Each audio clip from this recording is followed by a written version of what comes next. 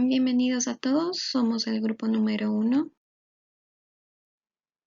El día de hoy haremos una pequeña revisión a cómo la disposición de las partículas afecta el comportamiento de los sólidos y líquidos, es decir, las propiedades estructurales de estas dos fases.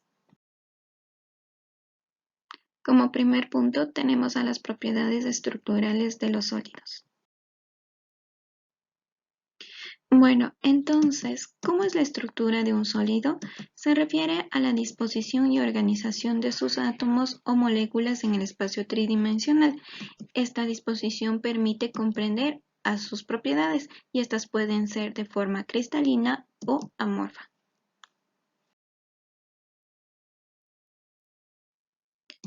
En cuanto a la estructura cristalina, sus átomos, iones o moléculas se organizan en un patrón repetitivo y ordenado que da lugar a una red tridimensional, donde se exhiben caras planas, aristas y vértices definidos.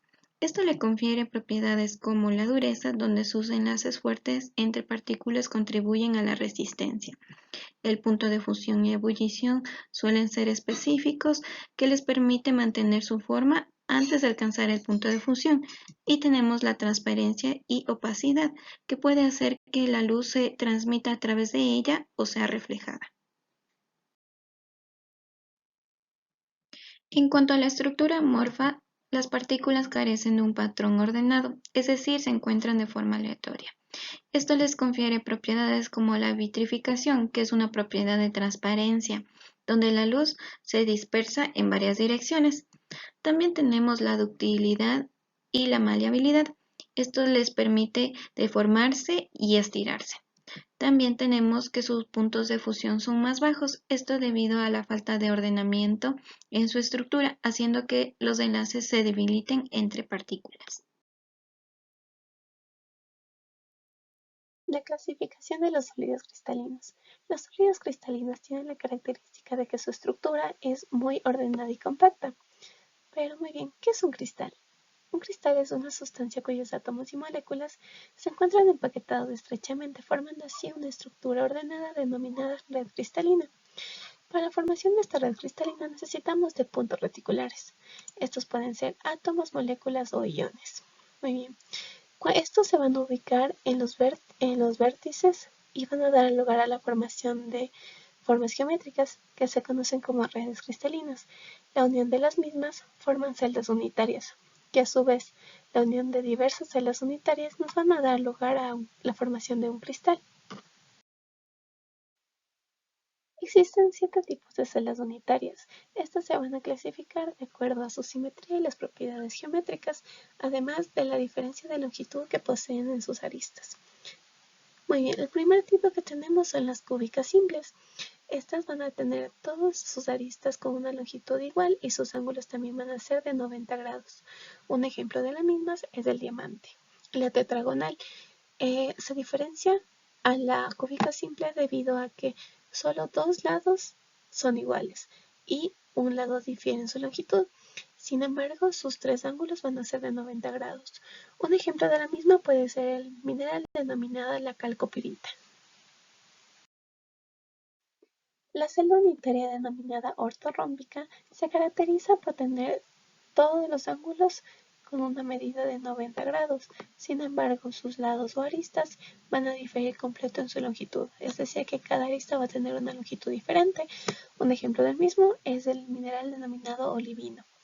La celda unitaria romboédrica tiene la característica de que todos sus lados van a tener la misma longitud. Sin embargo, en sus ángulos, dos van a medir 90 grados y un ángulo va a diferir de esto, va a poder medir más o menos 90 grados. Un ejemplo del mismo es el cuarzo. Celda unitaria monoclínico. Esta se caracteriza por tener todas sus aristas con diferentes longitudes. Dos ángulos miden 90 grados y un tercero no puede medir 90 grados, puede medir más o menos. Un ejemplo del mismo es el yeso. En la celda unitaria triclínico va a diferir por completo la longitud de sus aristas y todos sus ángulos van a medir diferente a 90 grados. Un ejemplo del mismo es la microclina. El último tipo de celda unitaria es la celda unitaria hexagonal. Este tipo de celda se caracteriza por tener dos aristas de la misma longitud, sin embargo la tercera arista va a tener una longitud diferente. Dos de sus ángulos van a tener una medida de 90 grados y el tercero va a tener una medida de 120 grados. Un ejemplo de la misma es el grafito. En las celdas cúbicas unitarias podemos observar que se divide en tres tipos, que es la cúbica simple, la cúbica centrada en el cuerpo y la cúbica centrada en las caras. En la cúbica simple, estos puntitos son los puntos reticulares que se encuentran en cada uno de los vértices. Como podemos observar aquí en esta gráfica, todos estos van a dar lugar a la formación de un cubo perfecto. Es así que decimos que tenemos un átomo por cada de cloro. A su vez, este se puede describir como una celda cúbica centrada en la cara. También tenemos los cristales covalentes, esto formado por átomos conectados a una red de enlaces covalentes. Como ya lo mencioné, la fuerza que los une son los enlaces covalentes. Como principales características tenemos de que son duros, quebradizos, esto debido a la rigidez de su estructura cristalina y a la fuerza de sus enlaces, ya que también a la fuerza de sus enlaces tienen altos puntos de fusión y ebullición. Es un mal conductor de calor y electricidad ya que no tienen cargas ni electrones libres. Como un ejemplo podemos decir el diamante, ya que debido a que los átomos del carbono están enlazados tetraedralmente y a su vez disponen de una red cúbica centrada en la cara, lo que aquí se produce lo que se llama la red de diamante. También tenemos cristales moleculares. Estos sus puntos reticulares están ocupados por moléculas. A su vez, las fuerzas que los mantienen unidos son las fuerzas intermoleculares, que pueden ser fuerzas de dispersión, fuerzas de dipolo-dipolo o los enlaces de hidrógeno. Las principales características de estos son que son suaves, comprensibles o deformables. A su vez, tienen un bajo punto de fusión y ebullición. Esto debido a que las fuerzas intermoleculares son débiles entre las moléculas. También son malos conductores de calor y electricidad. Esto debido a que los electrones se hallan localizados y las moléculas son independientes. Como ejemplo tenemos la sacarosa. La sacarosa también se puede describir como una celda monocíclica. Finalmente tenemos los cristales metálicos. Estos sus puntos reticulares están ocupados por cationes unidos por electrones. Las fuerzas que los mantienen unidos son los enlaces metálicos. Las principales características de estos son que son suaves o también pueden ser duros. A su vez también son resistentes, pero son deformables. El punto de fusión y ebullición de estos varían, dependiendo esto de la fuerza de cohesión de sus iones. Son buenos conductores de calor y electricidad, esto gracias a sus electrones libres. Y como ejemplo de estos tenemos que son todos los elementos metálicos y como ejemplo tenemos el hierro. El hierro también se puede describir como una celda cúbica. Gracias. Ahora vamos a hablar un poco de las propiedades estructurales de los líquidos. Los líquidos, a diferencia de los sólidos, no tienen una estructura fija y ordenada. Sus moléculas se mueven entre sí pero permanecen en contacto constante. Son el único estado con un volumen definido y adquieren la forma del recipiente que los contenga, por lo que si se cambia de recipiente, lo único que cambiará será la forma, más no su volumen. Las moléculas de los líquidos se mantienen unidas por distintas fuerzas de atracción. La atracción molecular entre moléculas semejantes de un líquido recibe el nombre de fuerza cohesiva, que da origen a la cohesión, que es la tendencia de un líquido a permanecer como un conjunto de partículas. Sus moléculas pueden moverse con libertad, pues sus partículas se encuentran lo bastante juntas para conservar una cohesión mínima, a la vez que lo suficientemente dispersas para permitir la fluidez y el cambio de forma. Una de las propiedades de los líquidos es la viscosidad, que es la resistencia de un líquido a fluir. Las fuerzas intermoleculares, el tamaño, la forma de las moléculas y la temperatura determinan la facilidad con la que fluirá un líquido. Se puede medir la viscosidad midiendo la velocidad con la que cae una bola de metal a través de un líquido. La bola caerá más lentamente si el líquido es más viscoso. Esta propiedad ha llegado a ser muy útil para un equipo de científicos internacionales que han descubierto cómo las células cancerosas expuestas a ambientes de alta viscosidad cambian el modo de moverse para mejorar su invasividad y favorecer la metástasis. La tensión superficial es la fuerza que actúa en la superficie de un líquido causada por las fuerzas de atracción entre sus moléculas. Es responsable de la formación de curvaturas en la superficie de los líquidos en recipientes tubulares y de la tendencia que tienen las moléculas a aglomerarse en forma de gotas. Esto sucede, pues, una molécula de un líquido interactúa con sus vecinos de al lado, con los que están arriba o debajo de ella. Pero las moléculas de la superficie del líquido no pueden cohesionar con las del medio externo y no experimentan ninguna fuerza que las atraiga hacia arriba, por lo que refuerzan la cohesión con sus moléculas vecinas y sienten más atracción hacia el interior, formando de esta manera una película en la superficie que aporta resistencia a un objeto que quiere penetrar en el interior.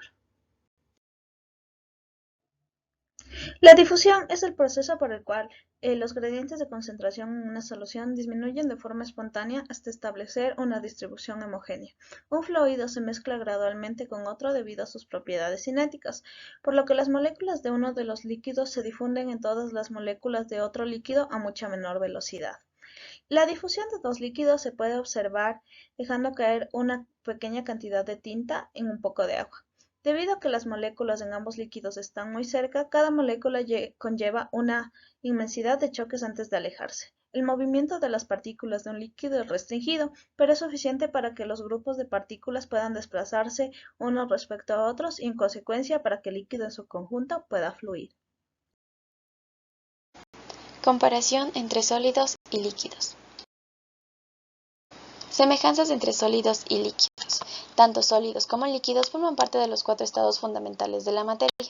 Su estructura molecular puede estar constituida por átomos, moléculas o iones, los cuales se mantienen unidos por fuerzas intermoleculares. Ya que sólidos y líquidos poseen una masa y un volumen determinado, se puede fácilmente determinar la densidad, ya que conocemos que la densidad es la cantidad de materia en un volumen determinado. Otra característica semejante entre sólidos y líquidos es que poseen un punto de ebullición y un punto de fusión, los cuales dependen de la composición química de cada material o sustancia. La energía térmica, por su parte, es la energía asociada a la temperatura. Por lo tanto, a mayor temperatura va a ocurrir un mayor movimiento molecular. Dicho movimiento molecular está asociado a la liberación de energía, la cual se conoce como energía cinética. Por otra parte, la capacidad calorífica es la cantidad de energía necesaria para aumentar la temperatura de un material al menos 1 grado centígrado. Tanto sólidos como líquidos son incompresibles, es decir, su volumen no cambia significativamente bajo presión. Finalmente, la característica principal de sólidos y líquidos es que pueden ser mezclados fácilmente, tanto sólidos con sólidos o líquidos con líquidos. Diferencias entre sólidos y líquidos. Comenzando con la más notable de estas, la cual es la capacidad de fluir, ya que los líquidos, tanto como los gases, poseen estas características, los cuales les permiten obtener la forma del recipiente que los contenga en comparación con los sólidos, los cuales presentarán ya una forma definida. Como se mencionó, los sólidos, al tener una forma definida y no presentar fluidez, estos se opondrán a la atracción, en comparación con los líquidos, los cuales no lo harán. Estas características a simple vista describen el comportamiento habitual de estos estados de la materia, comportamiento que se verá influenciado por las interacciones moleculares en ambos casos. Por ejemplo, los líquidos, al tener partículas que se encuentran en contacto pero no de manera ordenada, permitirán la fluidez del líquido, ya que su fuerza de interacción molecular relativa es moderada y por ende al tener mayor libertad de movimiento, la entropía de los líquidos suele ser más alta en comparación con la de los sólidos. En cuanto a los sólidos, esto ocurre de manera contraria, ya que al tener una interacción molecular relativa alta, sus partículas se encuentran en contacto y de forma muy ordenada, determinando así que la entropía de las moléculas serán bajas en comparación con la de los líquidos.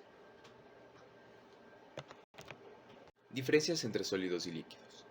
Comenzando con la más notable de estas, la cual es la capacidad de fluir, ya que los líquidos, tanto como los gases, poseen estas características, los cuales les permiten obtener la forma del recipiente que los contenga en comparación con los sólidos, los cuales presentarán ya una forma definida.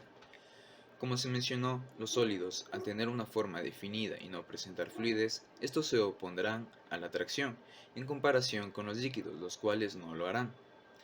Estas características a simple vista describen el comportamiento habitual de estos estados de la materia, comportamiento que se verá influenciado por las interacciones moleculares en ambos casos. Por ejemplo, los líquidos, al tener partículas que se encuentran en contacto pero no de manera ordenada, permitirán la fluidez del líquido, ya que su fuerza de interacción molecular relativa es moderada y por ende al tener mayor libertad de movimiento, la entropía de los líquidos suele ser más alta en comparación con la de los sólidos. En cuanto a los sólidos, esto ocurre de manera contraria, ya que al tener una interacción molecular relativa alta, sus partículas se encuentran en contacto y de forma muy ordenada, determinando así que la entropía de las moléculas serán bajas en comparación con la de los líquidos.